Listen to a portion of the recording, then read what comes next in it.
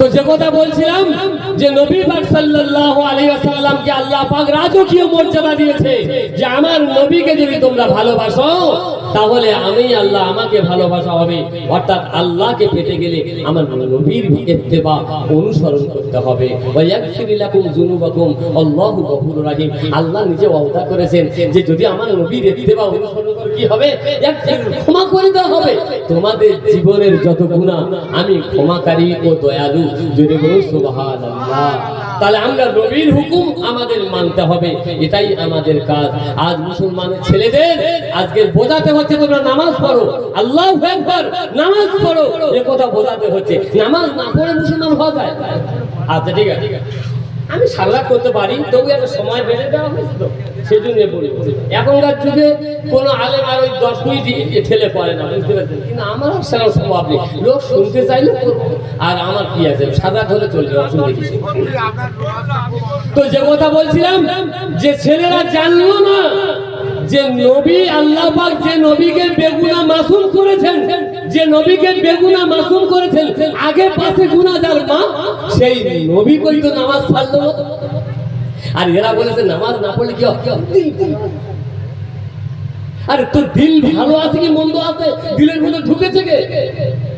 দিলের ভিতর ঢুকলো কে? ঈমান আর ইসলাম। ঈমান পরিচয় দেবে ইসলাম, অর্থাৎ ঈমান হলো মানে অভ্যন্তরীণ ব্যাপার যে আমি আল্লাহর প্রতি বিশ্বাস করেছি, আর রাসূলের প্রতি বিশ্বাস করেছি, কোরআনের প্রতি বিশ্বাস স্থাপন করেছি। আর ইসলাম কি? ইসলাম হচ্ছে কাজ। আমি আল্লাহর প্রতি বিশ্বাস করেছি মানে আল্লাহর হুকুম পালন করা, রাসূলের প্রতি বিশ্বাস করেছি রাসূলের সুন্নাত পালন করা, আর আমার আল্লাহর কিতাব কোরআন আমার তার আদেশ মোতাবেক আমার জীবন যাপন করা। এইটার নাম হলো ঈমান। ঈমান কর্মের নাম হলো ইসলাম, আর ঈমান বিশ্বাস করাটার নাম হলো ঈমান। তাহলে যারা বলছে আমার অন্তর ভালো আছে, তারা নামাজ পড়েনি, তা কি দিয়ে বোঝালো একে যে আমার অন্তর ভালো আছে? তাহলে কালীপদ, হরিপদ, গুরুপদ, তারা তো বলতে পারে আমার অন্তর ভালো আছে। তাহলে অন্তরের ভিতরে কি কেউ ঢুকবে? অন্তরের ভিতরে কেউ ঢুকবে না, অন্তরের ভিতরে ঢুকবে না। ঈমান পরিচয় দেবে তার কর্ম, ইসলাম পরিচয় দেবে।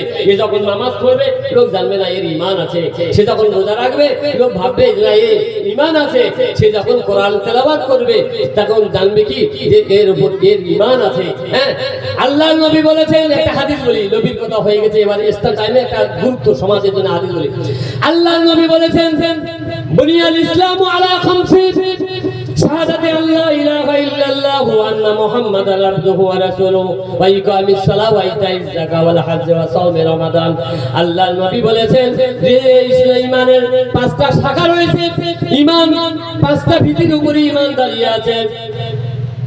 আল্লাহ নবী বলেছেন প্রথম হলো আল্লাহ ছাড়া কোনো ইলাহা নাই, এই হচ্ছে সাক্ষ্য দেওয়া, আর হচ্ছে নামাজ আদায় করা, আর হচ্ছে কি সওমে আর হজ করা, আর সওমে রমাদান, রমজানের রোজা রাখা, যাকাত দেওয়া, এই হলো ইসলামের বুনিয়াদ মোট 5টি।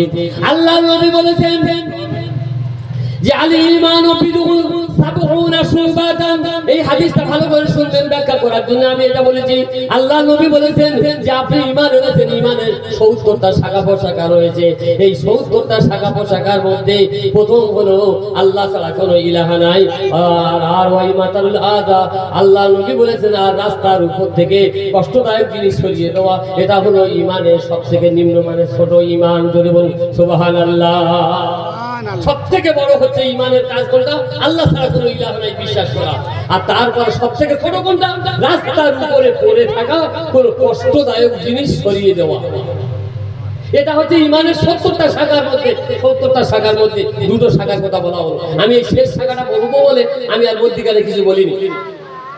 আচ্ছা, এইবারে আমরা যারা ঈমান বলে দাবি করছি, ঈমানদার বলে দাবি করছি, যেটা সব থেকে ছোট সেটা আমরা পালন করতে পারছি কি? আমরা ছোট যেটা যেটা নিম্ন মানে সেটা বুকে হাত দেবো, ভাবি আসলে দেখি। রাসূল বলেছেন রাস্তাটা যত্ন নেওয়া সাদগায়ে জারিয়া। এই যে রাস্তা সাদগায়ে জারিয়া আও ইলমু ইয়ানতাবাউ বিহা ওয়া ওয়ালাদিন সালিহু ইয়াদু লাহু। আল্লাহ নবী বলেছেন যে মানুষ মৃত্যুর পরে তার সব আমাল বন্ধ হয়ে যায়, তার 3টি পথ খোলা থাকে। যাক, আমি সেটা বলবো না। তাহলে সাদকায়ে জারিয়া হলো কি? সাদকায়ে জারিয়া হলো জনকল্যাণমূলক কাজ। রাসূল বলছেন রাস্তা, মসজিদ, মাদ্রাসা, টিওয়াল মানে খানকা এগুলো নির্মাণ করে দেওয়া, যত্ন নেওয়া, এগুলো হচ্ছে সাদকায়ে জারিয়া। আর রাসূল বলেছেন ইমানের 70টা অঙ্গের মধ্যে শেষ ছোট অঙ্গ হচ্ছে রাস্তায় পড়ে থাকা কষ্টদায়ক জিনিস সরিয়ে দেওয়া। দুটো মুমিন মুসলমান দাবি করে আমরা নামাজি, দুই পাশে রাস্তায় ঘর বেঁধেছে, রাস্তার পানি দুজনে নেবে না, মোটামুটি রাস্তার পানি দুজনের ঘরের ভিড় উঁচু করে দিয়েছে, মানে রাস্তার উপর পানি বেঁধে আছে, গাড়ি ঘোড়া যাচ্ছে, লোক যাওয়ার সময় কাপড়টা এভাবে উঁচু করে যেতে হচ্ছে, এখন এইভাবে যেতে হচ্ছে। আচ্ছা বলুন তো দেখি, এরা দাবি করতেছে যে আমরা ইমানদার, আমরা মুসলমান। এই রাস্তাটা কষ্টদায়ক জিনিস সরিয়ে দেওয়াটা ইমানের ছোট্ট কাজ। আচ্ছা আমি আপনার মনে হয় বুঝতে পারছেন না একটা কথা, আমি একটা কথা বুঝিয়ে দিচ্ছি যে আমি একটা মানুষ বা আপনি একটা মানুষ নাকি, তা আমি একটা মানুষ, কোনটার নাম কোনটার নাম মানুষ? কোনটা? হাতটার নাম, মাথাটার নাম, না চোখটার নাম, না পাটার নাম, না পেটটার নাম, না নাকটার নাম, না কানটার নাম? কোনটার নাম মানুষ? সম্পূর্ণ যা আছে সম্পূর্ণটা মিলিয়ে হচ্ছে মানুষ। আমি বোঝাতে পারলাম কি? যদি একটা পা না থাকে তার খোড়া মানুষ, তার চুল যদি না থাকে টেকো মানুষ, যেমন আমি টেকো, তাহলে টেকো মানুষ। তাহলে হাত যদি না থাকে তাহলে কি হলো? হাত কাটা মানুষ। আর যদি চোখ না থাকে তাহলে কানা মানুষ, মানে কি? অপূর্ণতা মানুষ। আল্লাহ নবী বলেছেন ওই রকম ইমান যে তুমি বলেছো, বিশ্বাস করো যে ইমানের 70টা শাখা আছে ওই অঙ্গ প্রত্যঙ্গের মতো, তার মধ্যে সত্য হচ্ছে কি রাস্তার কষ্টদায়ক জিনিস সরিয়ে দেওয়া। তাহলে এইটুকু যদি যত্ন না নিতে পারি তাহলে ইমান আর আছে বলে মনে হয়? অঙ্গ প্রত্যঙ্গ, আমি তো খোড়া মানুষ হয়ে গেছি, আমরা দুর্বল ইমানদার। আমার কথা ঠিক বোঝা যাচ্ছে না মনে হয়? অনেক জীবনে শুনেছেন, আমি আর সাধারণ জলসা নয় বলে আমি ওই হাদিসগুলো আর পেছনে যাইনি, বেশিরভাগ সময় কাটালাম নবীর উপরে। এরা ভেবে আছে রাস্তায় পুকুর আছে রাস্তার পাশে, এরা ভেবে আছে সরকার কবে মাটি দেবে। ঢালাই রাস্তা খেয়ে খেয়ে পুকুর বড় হয়ে একবার ঢালাই ধসে একবার আর হয়ে পড়ে আছে, মানুষ দেখতে পারেনি। 3 দিকে নিজের বাস্ত, 3 দিকে গাছের গোড়ায় মাটি থাকলো, যেদিকে রাস্তা সেই দিকে মাটি নেই। আর আল্লাহর নবী বলেছেন রাস্তাটা হলো সাদকায়ে জারিয়া, রাস্তা যারা যত্ন নেবে মৃত্যুর পরে তারা কবরে শুয়ে তার সওয়াব পাবে। এখনো আবার এই সব ওয়াজ এই জামানায় করতে হয়? আমি ভাবিনি যে মুসলমানদের কাছে এইরকম কথা বলতে হবে বলে। আশ্চর্য একটা জগতে এসে পড়েছি, আশ্চর্য একটা সময় এসে পড়েছি। প্রিয় বাবাজি ও ভাইরা, আল্লাহর নবী বলেছেন ও পৃথিবীর মানুষেরা শোনো, আল্লাহর নবী বলেছেন যে কিয়ামতের দিন সবথেকে নিঃস্ব হবে কে? তোমরা কি বলতে পারো? আল্লাহর নবী বলেছেন সবথেকে নিঃস্ব কে? আল্লাহর নবী সাহাবীরা বলছেন মাল্লা দিরহামালাহু ইয়া রাসূলুল্লাহ, যার টাকা পয়সা নাই, যার সময় সম্পদ নাই, সেই লোকটা হলো সবথেকে বড় নিঃস্ব।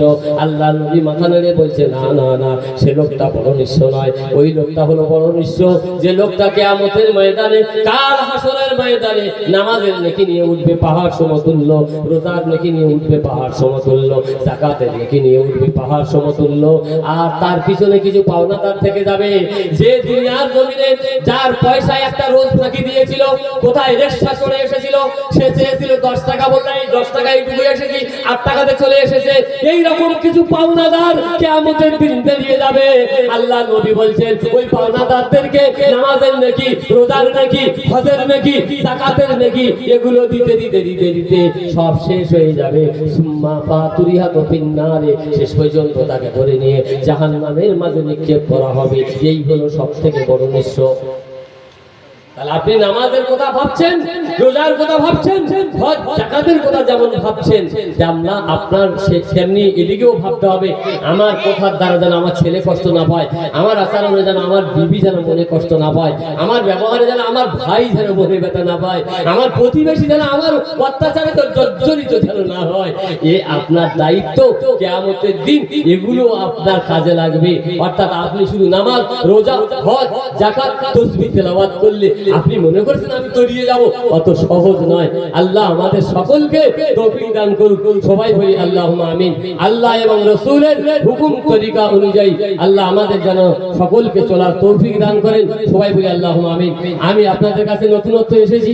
প্রথমে আসার পরে গোড়া দুই ছেলে দেখে আমি একবার কেরাত একবার শুরুতে ভুলে গেছি।